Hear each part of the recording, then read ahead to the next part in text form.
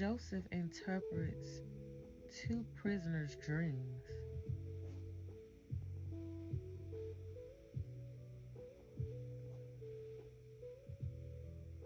Sometime after this, the cupbearer of the king of Egypt and his baker committed an offense against their lord, the king of Egypt.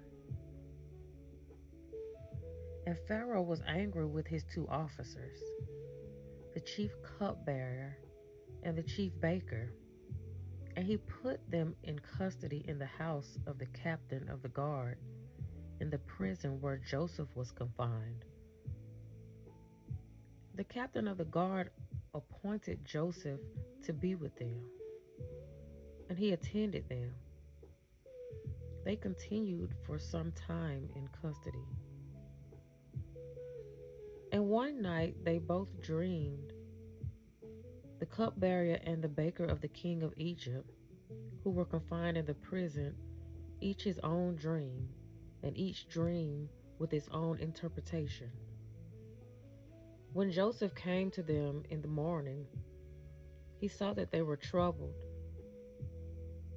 So he asked Pharaoh's officers who were with him in custody in his master's house, "Why are your faces downcast today?"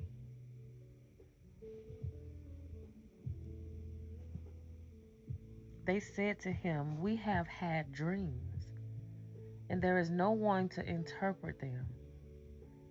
And Joseph said to them, "Do not interpretations belong to God? Please tell me, please tell them to me." So the chief cupbearer told his dream to Joseph and said to him, "In my dream there was a vine before me, and on the vine there were three branches. As soon as it budded, its blossoms shot forth, and the clusters ripened into grapes. Pharaoh's cup was in my hand, and I took the grapes and pressed them into Pharaoh's cup and placed the cup in Pharaoh's hand." Then Joseph said to him, "This is its interpretation. The three branches are 3 days. In 3 days Pharaoh will lift up your head and restore you to your office, and you shall place Pharaoh's cup in his hand as formerly when you were his cupbearer. Only remember me when it is well with you, and please do me the kindness to mention me to Pharaoh, and so get me out of this house, for I was indeed stolen out of the land of the Hebrews. And here also I have done nothing that they should put me into the pit." When the chief baker saw that the interpretation was favorable, he said to Joseph, "I also had a dream. There were three cake baskets on my head, and in the uppermost basket there were all sorts of baked food for Pharaoh. But the birds were eating out of the basket on my head." And Joseph answered and said, "This is its interpretation.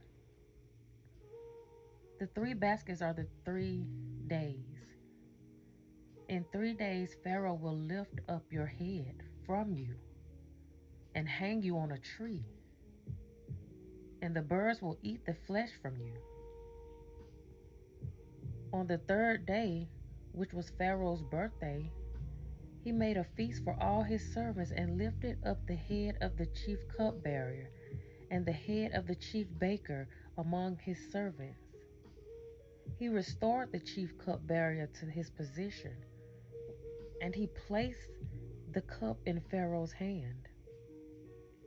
But he hanged the chief baker, as Joseph had interpreted to them. Yet the chief cupbearer did not remember Joseph, but forgot him.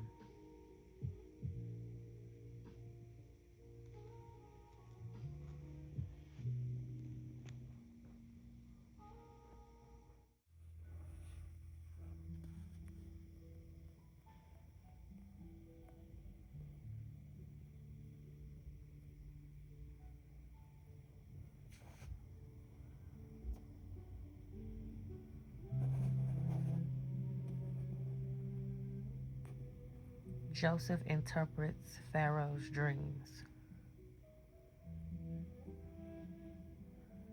After 2 whole years, Pharaoh dreamed that he was standing by the Nile, and behold, there came up out of the Nile 7 cows, attractive and plump, and they fed in the reed grass. And behold, 7 other cows, ugly and thin, came up out of the Nile after them, and stood by the other cows on the bank of the Nile. And the ugly, thin cows ate up the 7 attractive, plump cows. And Pharaoh awoke, and he fell asleep and dreamed a second time. And behold, 7 ears of grain, plump and good, were growing on one stalk. And behold, after them sprouted 7 ears, thin and blighted by the east wind. And the thin ears swallowed up the 7 plump, full ears. And Pharaoh awoke, and behold, it was a dream. So in the morning his spirit was troubled, and he sent and called for all the magicians of Egypt and all his wise men. Pharaoh told them his dreams,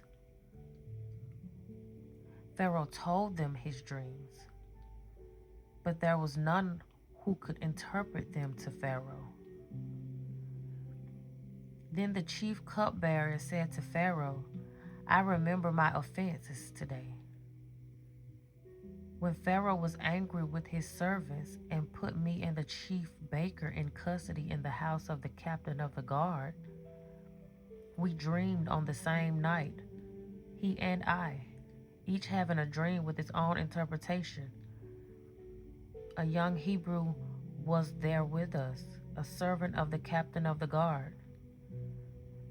When we told him, he interpreted our dreams to us, giving an interpretation to each man according to his dream. And as he interpreted to us, so it came about. I was restored to my office, and the baker was hanged. Then Pharaoh said, and they quickly brought him out of the pit. And when he had shaved himself and changed his clothes, he came in before Pharaoh. And Pharaoh said to Joseph, I have had a dream, and there is no one who can interpret it. I have heard it said of you that when you hear a dream, you can interpret it. Joseph answered Pharaoh, it is not in me. God will give Pharaoh a favorable answer. Then Pharaoh said to Joseph, behold, in my dream, I was standing on the banks of the Nile. 7 cows, plump and attractive, came up out of the Nile and fed in the reed grass. 7 other cows came up after them, poor and very ugly and thin, such as I had never seen in all the land of Egypt. And the thin, ugly cows ate up the first 7 plump cows. But when they had eaten them, no one would have known that they had eaten them, for they were still as ugly as at the beginning. Then I awoke.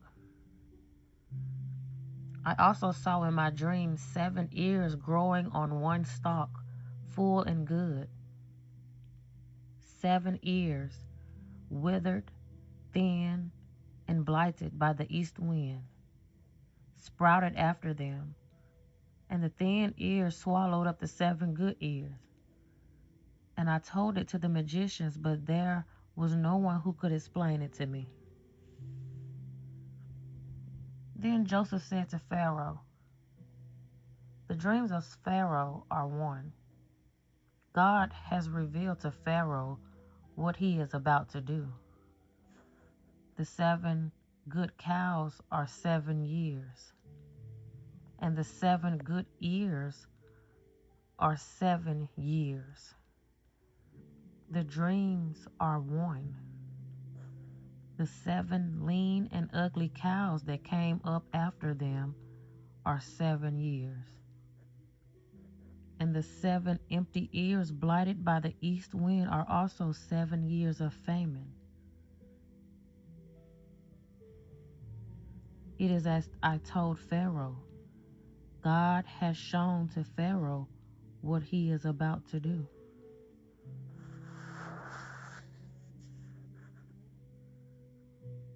There will come 7 years of great plenty throughout all the land of Egypt. But after them there will arise 7 years of famine, and all the plenty will be forgotten in the land of Egypt. The famine will consume the land, and the plenty will be unknown in the land by reason of the famine that will follow, for it will be very severe. And the doubling of Pharaoh's dream means that the thing is fixed by God, and God will shortly bring it about. Now therefore let Pharaoh select a discerning and wise man, and set him over the land of Egypt. Let Pharaoh proceed to appoint overseers over the land, and take 1/5 of the produce of the land of Egypt during the 7 plentiful years. And let them gather all the food of these good years that are coming, and store up grain under the authority of Pharaoh for food in the cities, and let them keep it.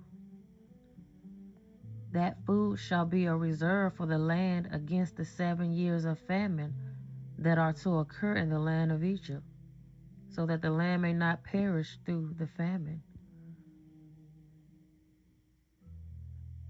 Joseph rises to power. This proposal pleased Pharaoh and all his servants. And Pharaoh said to his servants, "Can we find a man like this, in whom is the Spirit of God?" Then Pharaoh said to Joseph, "Since God has shown you all this, there is none so discerning and wise as you are. You shall be over my house, and all my people shall order themselves as you command. Only as regards the throne will I be greater than you." And Pharaoh said to Joseph, "See, I have set you over all the land of Egypt." Then Pharaoh took his signet ring from his hand and put it on Joseph's hand, and clothed him in garments of fine linen, and put a gold chain about his neck.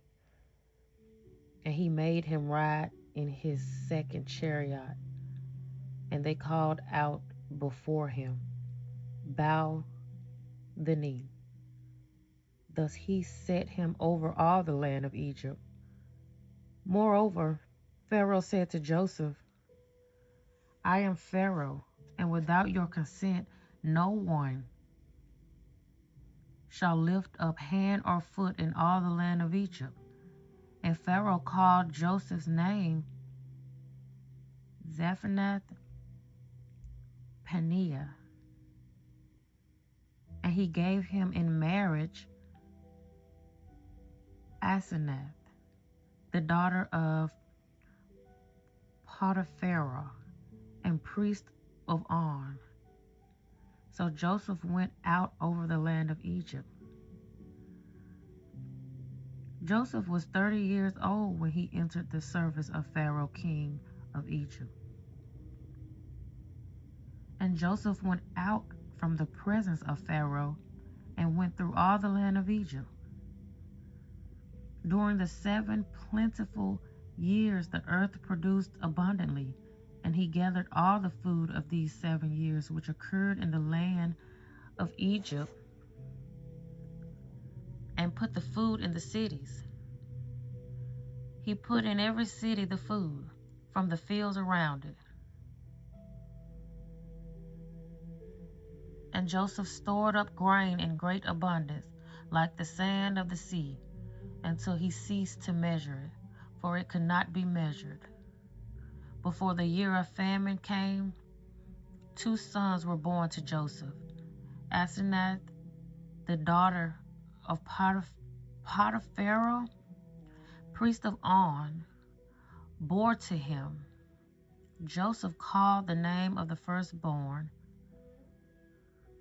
Manasseh,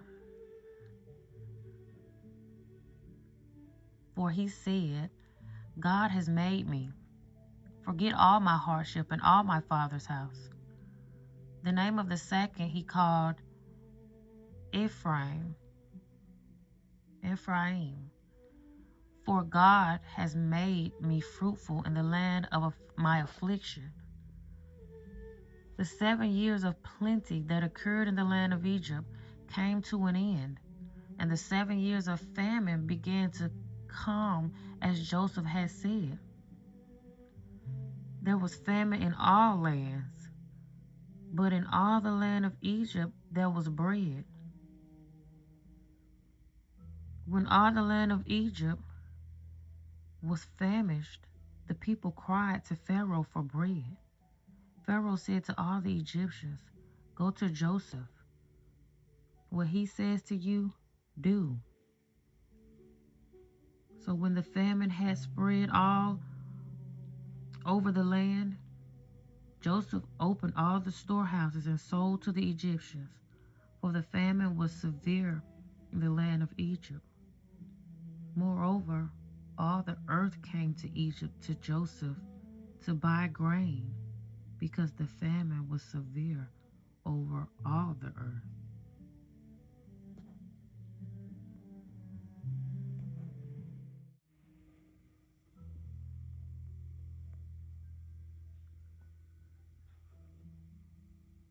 Joseph's brothers go to Egypt. When Jacob learned that there was grain for sale in Egypt, he said to his sons, why do you look at one another? And he said, behold, I have heard that there is grain for sale in Egypt.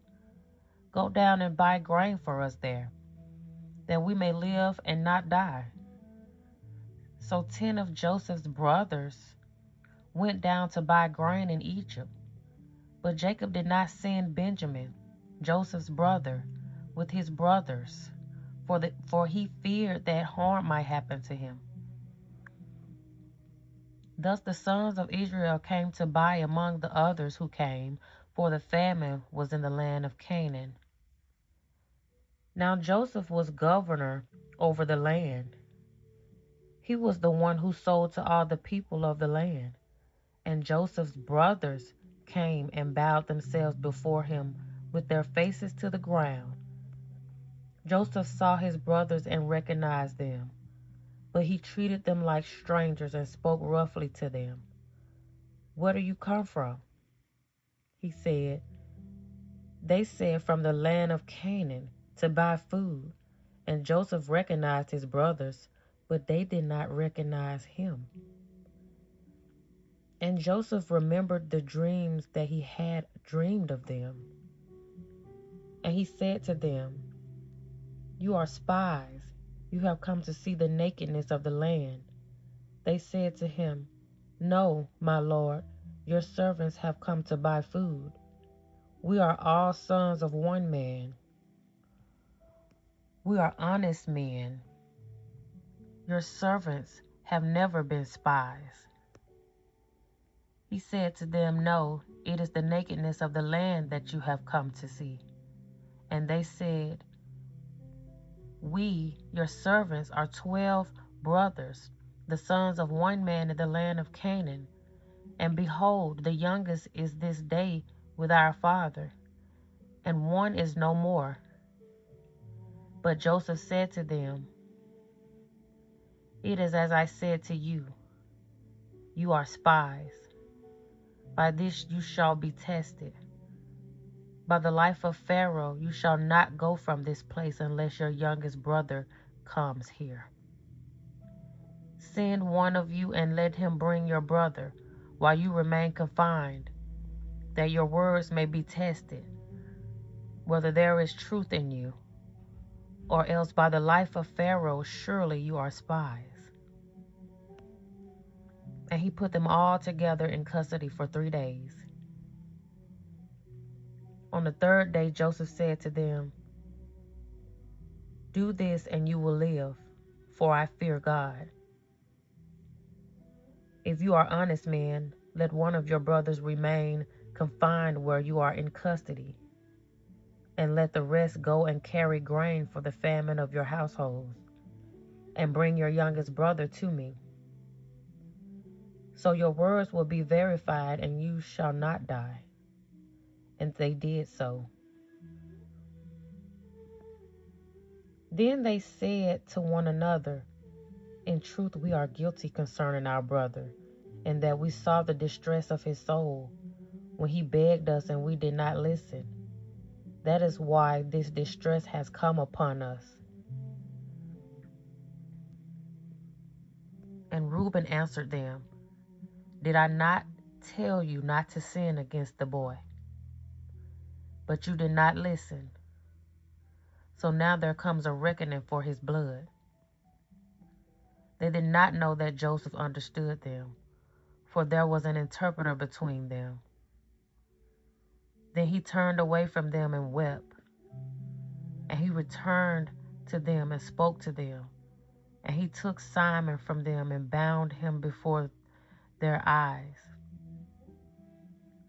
And Joseph gave orders to fill their bags with grain, and to replace every man's money in his sack, and to give them provisions for the journey.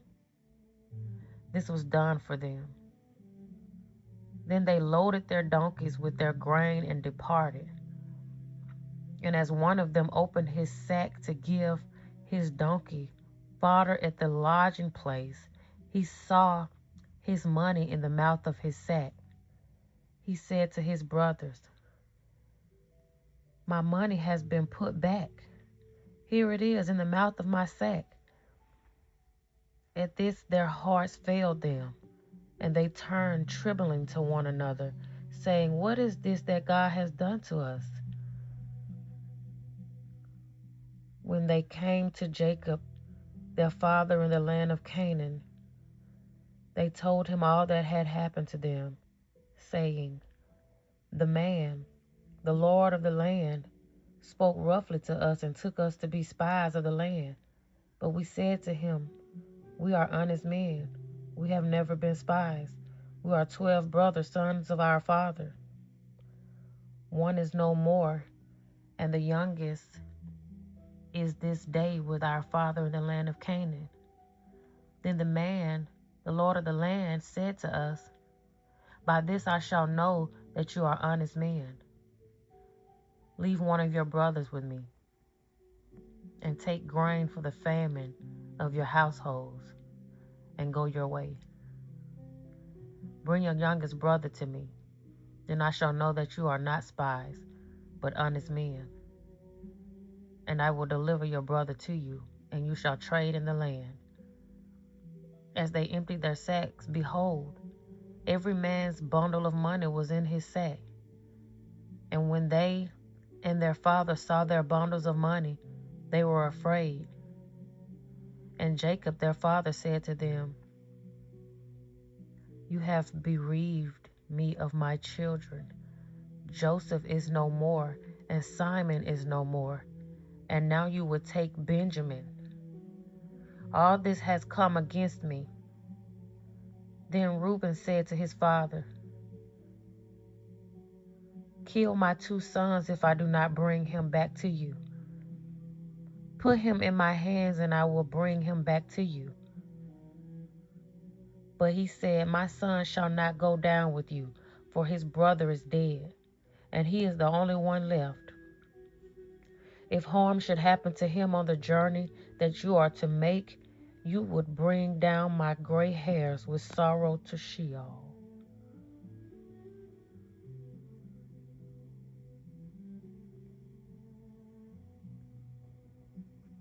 So I just wanted to correct some of the names that I mispronounced, which are Potiphera, Manasseh, and Ephraim. Joseph's firstborn Manasseh, and his secondborn Ephraim.